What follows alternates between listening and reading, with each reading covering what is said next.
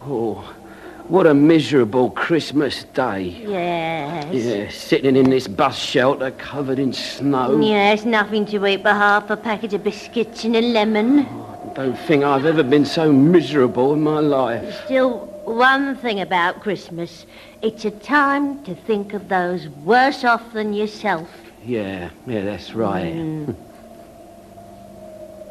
I can't think of anyone. No, neither can I. Oh, good.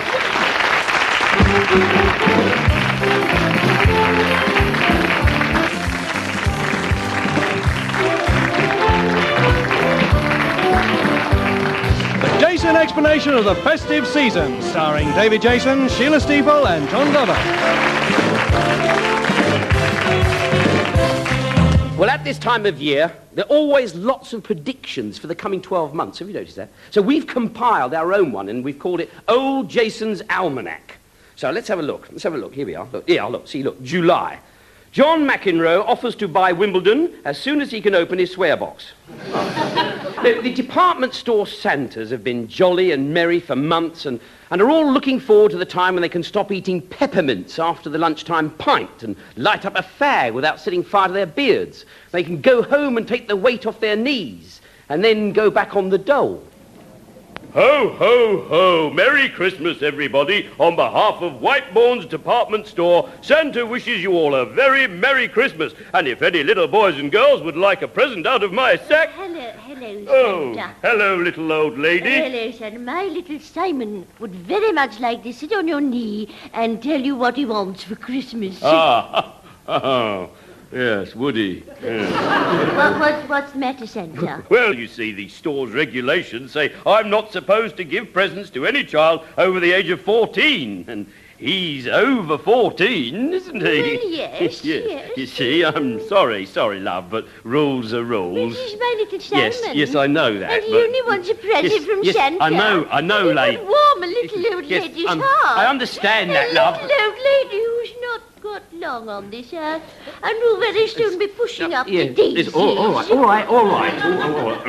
right, then. Climb on my knee, Simon. That's... Oh, God, stone me. Oh, you're a big boy, aren't you, eh? Yes, I am, aren't I? How old are you, Simon? 45 and a bit. Ever so excited to be meeting Santa, aren't you, Simon? Yes, that's right, Mummy. Yes, I know, sure he is. Well, what would you like for Christmas, Simon? The Stanley Matthews Book of Soccer, please. Oh, sorry, I haven't got that one. It'll have to be the Kevin Keegan football annual... See, look, it's got beautiful colour action photographs and an interview with, Liam Brady. I want the Stanley Matthews Book of Soccer. I haven't got the Stanley Matthews Book of Soccer. You heard Father Christmas, Simon. He hasn't got a Stanley Matthews Book of Soccer. His reindeer out delivering the last one to some little boy in Lapland. Yes, that's right. Yes, ho, ho. And Simon, shift over to Santa's other leg. His foot's all swollen up. Now, Simon, ask Santa for something else. Oh, very well, Mummy.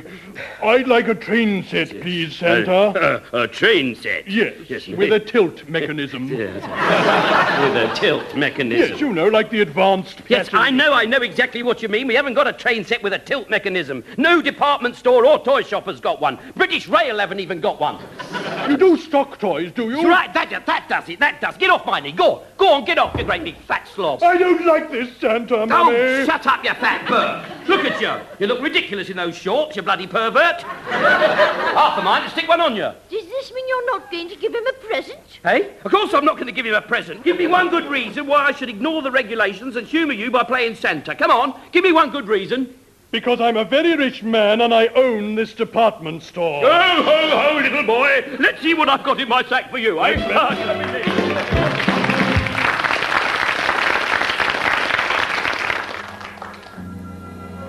Hello.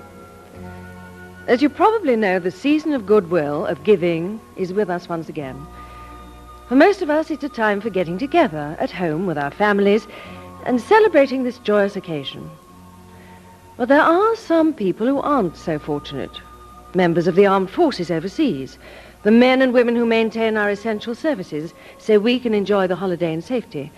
And, of course, those people who find themselves confined to hospital, especially the children. And it's on their behalf I'm appealing to you now. Just a couple of £1,000, and I know that sounds a lot, but if everyone listening to this program chipped in, it would only be about £500 each. Just a couple of £1,000 would make the children at one hospital very happy indeed. For that is the sum, we think, would keep Leslie Crowther away from the wards this Christmas. And imagine how delighted they'd be.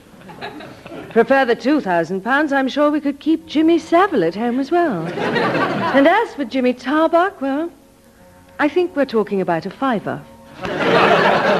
So do help us if you can to help others this Christmas. Thank you.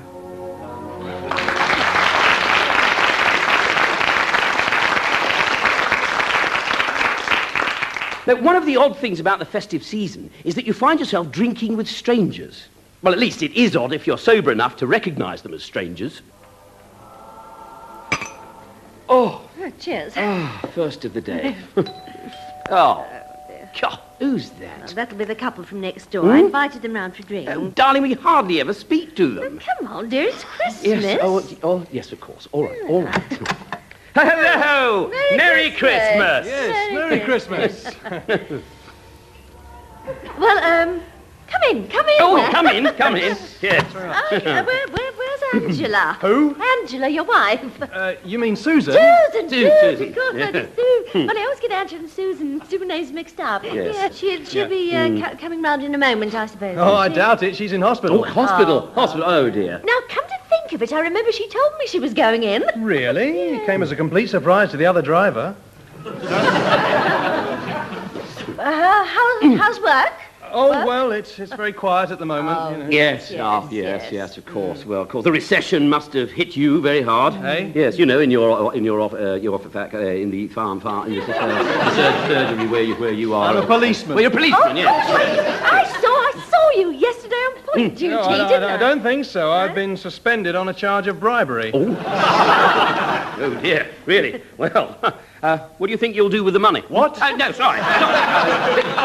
Good grief, look at the time. Yes, I'd better be off. Yes, well, See you again soon. Yes, hope so. Yes. No, you won't. We're moving next week. Bye. Oh, bye. Oh, did you hear that? They're moving. Yes. Well, yes. I'll miss them. Yes, so will I.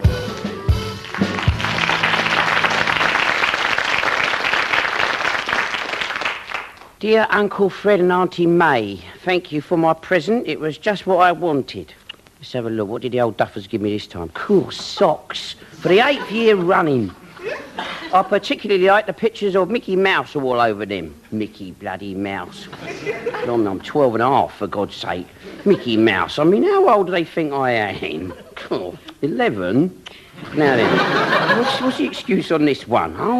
Oh, yeah, I remember now. Unfortunately, I won't be wearing your lovely socks as the dog ate them. Eventually, mind you. I had to sprinkle tons of aniseed over them. Your loving nephew, Norris. Now then, who's next? Right, oh, yes. Dear Cousin Alice, thank you so much for my soap on a rope. Boring. It would have come in very handy, but unfortunately we had burglars last night. They didn't take much, just your soap on a rope. But thank you for your kindness anyway. Love, Norris. Next one, let's see, who's this to? Oh, yes. Dear Auntie Ada, thank you very much for your handkerchiefs. Huh.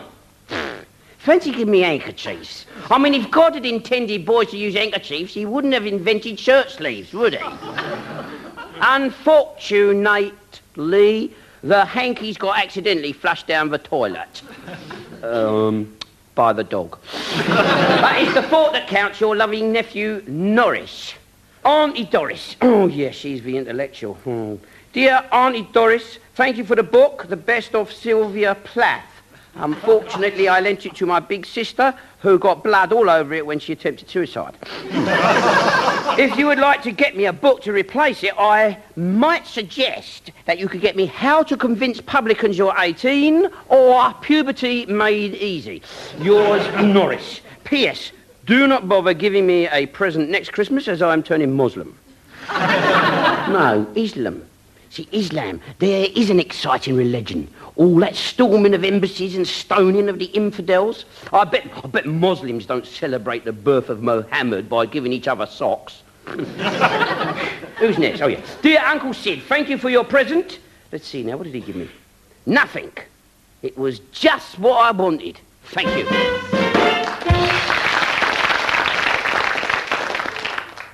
Of course, not everybody can take time off at Christmas. In fact, for some people, it's their busiest time of the year. You know, the police, hospital staff, people who make Alka-Seltzer. So, when you're downing your 15th Irish Old Bailey's cream, just spare a thought for those who have to work, even if they don't feel like it.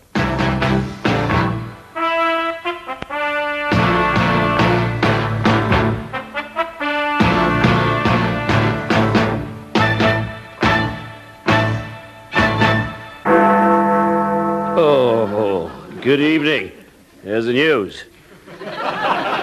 Police spokesman said today that up to now it had been a quiet Christmas. However, there have been reports of several large explosions inside the headquarters of somewhere or other. The Duke of Kent opened a new flyover. But further government plans for a new motorway are ginned, rummaged, whiskey, scotched. That's all from me. I'll be back later when I'll be interviewing the Reverend Ian Paisley. Oh, no. And that's all from the news at 10.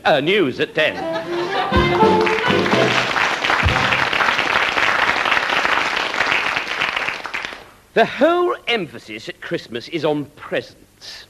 Even Michael Foot hangs up his sock. Yeah. Trouble is, Santa refuses to come down the chimney. No, it's difficult to know what youngsters are really interested in nowadays. You know, my teenage nephew wanted a dozen model aeroplane kits, just so he could have the glue. No, but it's finding something suitable that is the problem. Yes, good afternoon, sir. Madam, can I help you? Yes, please. We're looking for a Christmas present for our little boy. Yes, we thought perhaps a game. Game? Yes. Well, you've come to the right place, madam. How about this one here? Very popular it is. It's called Rescue. What's the idea behind it? Well, it's very simple, sir. You see, you have this burning building, and the object is to try and rescue as many people from it as you can. Yes, and of course, points are deducted according to how many of them are left to fry. Fry? Yes, clever, isn't it? Well, I don't really think it's suitable. Okay, fine. No, there's plenty more. Now, how about this one here? Look, murder. Murder? Yes. Sounds a little gruesome. Nonsense, it's great fun. You see, what happens is that someone has been brutally murdered, and then each of the players carries out an investigation, and there's a corrupt police official. Oh, and you even get to conduct a post-mortem. That is, of course, unless you are the psychopath, in which case you get caught by mistake and spend the rest of your life writing novels and getting visited by Lord Longford. No, but which piece is he? He's this piece here, this little blob of blue plastic. Oh, sweet. Yes, very lifelike, don't you think? Look, do you have anything that doesn't involve people getting killed? People getting killed. Certainly, sir. Here we are. This is called Cull. Now, each player lands on the island full of little seal cubs, and you have this great big club. No, I don't. Right. But what about airline? Yes. Each player is flying in a DC-10. Yes. And what No. about genocide, unlimited players? No. Race riot? No. I know. Queer bashing. That's a jolly good one. Come on, we'll go to Henley's. I don't know. Some people don't even know how to enjoy themselves. They have no sense of fun.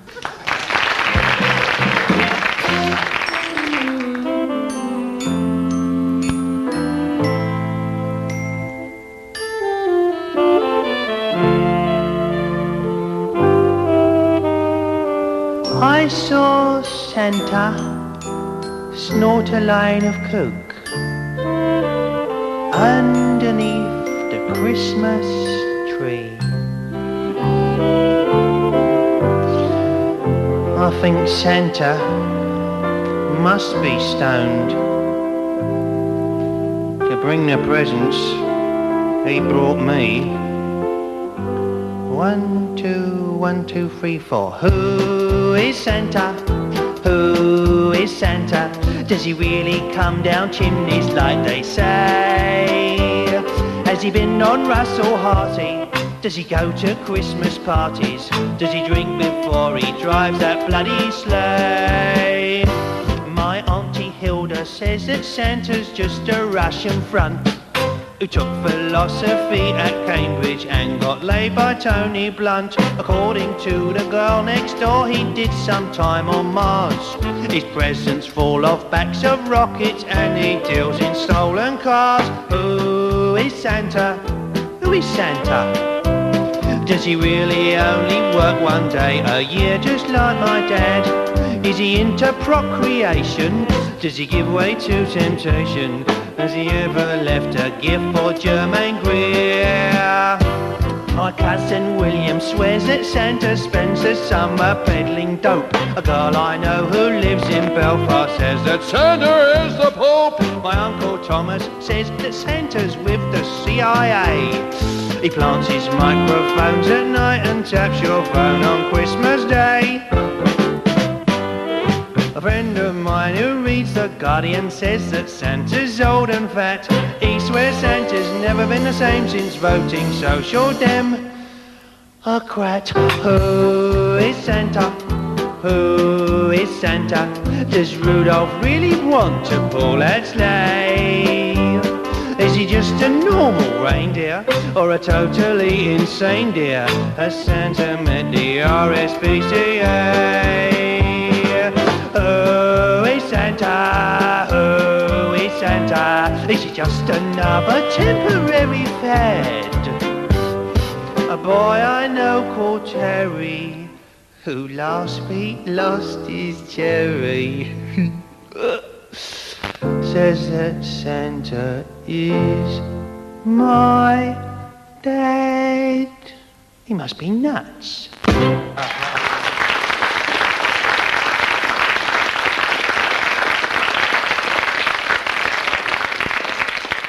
One thing you shouldn't buy at Christmas are pets. Well, that's according to the RSPCA. Actually, last year I did buy a puppy. Wasn't a good idea. In future, I think I'll stick to a turkey. Well, here's a couple more predictions from old Jasons Almanac. January sees the start of a new TV series. For training turkeys the Woodhouse way. You just blow up the parson's nose. No, the recession doesn't seem to have stopped us all spending in the shops, though, does it? But it has hit the pantomime industry. They're having to economise. Yes, they are. They're economising with new productions. You know, like Puss in Plimsolls. Aladdin and his wonderful credit card. Last but not least, Alibaba and his 15 shoplifters. But things are very different in the subsidised theatre. Yes, okay, loves. Okay, boys and girls, from the top. Now, this is pantomime time, so come along, chop, chop. And I know the Royal Shakespeare Company has never done a pantomime before, but I'm sure it's all going to be wonderful, and you'll all be absolutely super. Right. Now, ugly sister, from the top, come on, love, off you go. Cinderella, you idle, good-for-nothing wastrel. Have you cleared out the grate yet? Sorry. Stop, no, Roger, love. Can't do it like that, you see. You've got to do it like this, you see. Do it like this. Go. Cinderella, you good-for-nothing wastrel. See, like that, you know. Not really, Brian. I don't really see why I'm saying this. You don't see why you... Look, love, you're the ugly sister, you know. That's another thing. I don't think you should call her the ugly sister. It's sexist. Oh, I see. Well, what's your suggestion, then? Well, the female person who, in the eyes of a male-dominated society, is not deemed attractive. The female person who, in the eye... Blimey, that's going to look bloody good in the programme, isn't it? Well, I think it's important. Oh, God, the fairy godmother. Don't say you want to change your name as well, love. No, it's just this line here, you see. I'm sorry, I don't think it works. Which one is that? Well, here, you see, after Cinderella's ugly sister says, oh, no, she isn't, in the script, I say, oh, yes, she is. Yes, well... Well, I think the character I play would really agree with her, you see, agree. What the hell are you talking about? Well, I'll show you. No, let's try. I'll show you. Let's show you what's happening. Yes, ready? Yes, from your line. Yes. Cinderella is going to the ball. Oh, no, she isn't. Okay, fair enough. Okay, fair enough. Okay, fair... Listen, how would you like to play the back end of the pantomime horse? While we're talking about that, where is the pantomime horse? Method acting. He's getting into the part. Do what? He's outside in the field eating hay. What about the back end? I hope he isn't method acting and all. Look, this is a traditional pantomime, not Bertolt Brecht. Just, get on and ham it up a bit. Even the homosexual rape? Yes, even the What homosexual rape? Look, it's an allegory from Cambodia, and the 4 white mice get raped by the pumpkins. Raped by the... You lot must be off your chumps. But we must, Brian, have some motivation. Yes, motivation. Motivation. Why we're doing it. Right, all right, love. I'll give you your motivation. Right. If you don't do it, we won't pay you. Cinderella is going to the ball. Oh, no, she isn't. Oh, yes, she is. Over my dead body.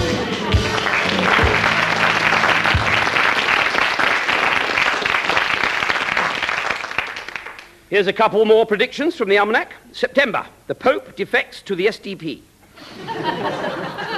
The football season starts, and for the first time in years, there is no trouble on the terraces. All the fans are still in Spanish jails.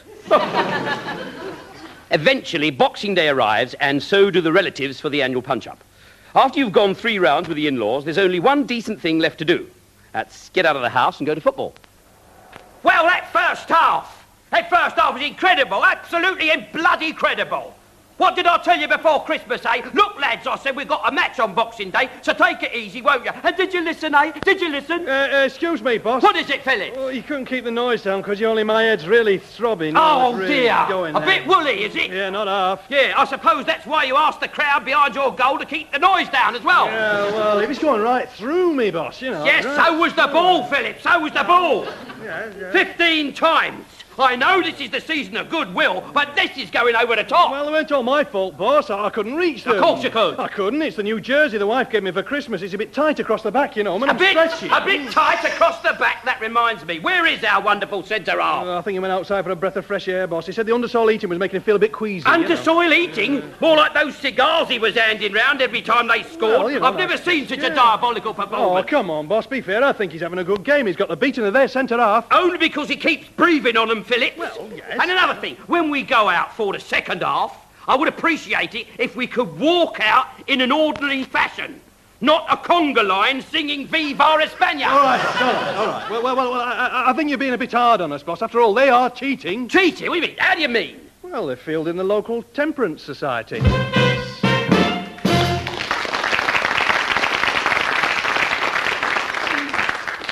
While on that subject, most people sit around watching TV and drink so much that they find that suddenly they can understand what the Borgias are saying. Is he asleep?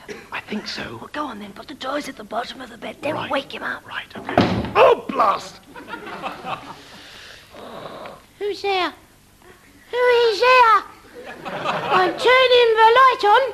Ho, ho, ho! It's Father Christmas. Father Christmas? Yes, I have travelled here with my trusty reindeer all the way from snowy Lapland. Oh, really? Cool. Why are you wearing pyjamas? Well, little boy, this is the way we dress in Lapland. Oh, do you? Oh, you must get bloody cold then. I keep warm by coming down chimneys. Well, why don't you buy a coat and use the front door like everyone else? Ho, ho, ho, what a lovely little boy. Yeah. Why are you wearing Daddy's slippers? He gave them to me as a present. When did he do it? When I came down the chimney. Why? Because he wanted to. Why did he want because to? What the hell's he got to do with you what he wanted to? Ho, ho, ho. What do you keep going ho, ho, ho for? I have brought you presents made with magic spells by the elves and pixies. Elves and pixies? Well, why are they in a Woolworth's bag? Ho, ho, ho. Oh, ho, you got something stuck in your throat? Well, Father Christmas must be going. I don't believe you're Father Christmas. Because I'm Father Christmas. Can't you see my long white beard? No, because you've got a pillowcase over your head. Ho, ho. Oh, don't start all that again. Here, what's that? What's that hiding behind the desk? It's Rudolph, my faithful reindeer. Oh, really? Why is he wearing colours? Because he wants to look nice tomorrow. Because he wants to look nice tomorrow. Why? Because Auntie Pat and Uncle Ted are coming for Christmas dinner. I don't believe that's Rudolph. And I don't believe you're Father Christmas. I think that you're my mummy and daddy. Mummy and Daddy, ho, ho, ho. What an extraordinary idea. He's pretending Johnny's caught us out. Ah, you see, I thought so. All right, David, I suppose you're old enough to know there is no Father Christmas. Yes, I know that. You do? Yeah, I've known it for years. No, not for years there was no Father Christmas. Why didn't you tell us? Well, I didn't want to spoil your fun.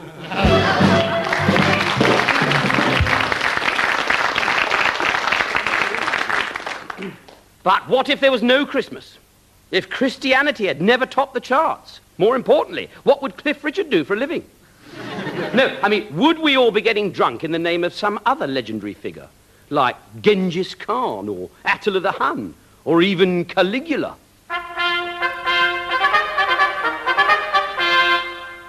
This is Radio Ancient Rome. It is now X minutes past V. And time to clear away the turkey, sit back in your chair, and listen to the Emperor's speech. Hail, citizens! Greetings from your Emperor Caligula. Today is the most holy day in our calendar, the birthday of the greatest man who ever lived, me. So may I wish you all a Merry Caligulamas. As usual, I am speaking to you from the palace, my favorite horse curled up in my lap, my little children out in the snow playing their festive game of Hunt the Christian, and from the fireplace, the traditional crackle of gently roasting corgis. Yes, Caligulamas is the time when my thoughts turn to those less fortunate than myself, and I have a bloody good laugh. This morning, I was thinking about those of you with red hair. Now, you really are unfortunate. I've just made it a capital offense to have red hair. Now, the reason I've done this is very simple. I'm nuts. But as Caligulamas is a time of goodwill, I've decided not to execute you red-haired people after all till the weekend. So enjoy the holiday, Ginger. May I take this opportunity to thank those subjects who sent me Caligulamas presents. One poor slave sent me a little copper spoon. Not much of a present, you might think. I agree. I had him killed immediately. Others were more generous. The king of Mauritania gave me something I'd been after for years. Mauritania. The Vestal Virgins gave me just what I wanted. Thank you, girls. I'm sure you'll find other jobs very soon. But as we open our presents on this wonderful day, please, let us not forget those distant countries of the Roman Commonwealth where they can't afford to give each other anything. Countries like Britain. And let us say to ourselves, thank God I don't live there.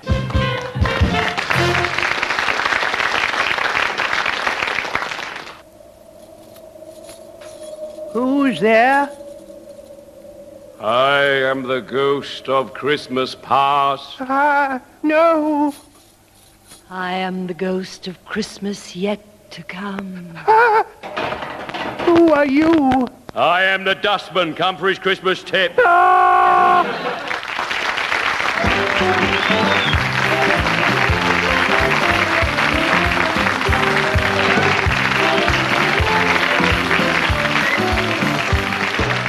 That was the Jason explanation of the festive season, starring David Jason, Sheila Steafel and John Glover. The music from Matthew Scott and his band and lyrics by Alistair Beaton. The script was written by Andy Hamilton, Guy Jenkins, John Langdon, Tony Sarche, John Cantor, Peter Hickey, Roy Apps, Eddie Camper-Dumas, and David Jackson Young, Max Alcock and Jeffrey Perkins. The producer was Jimmy Melville.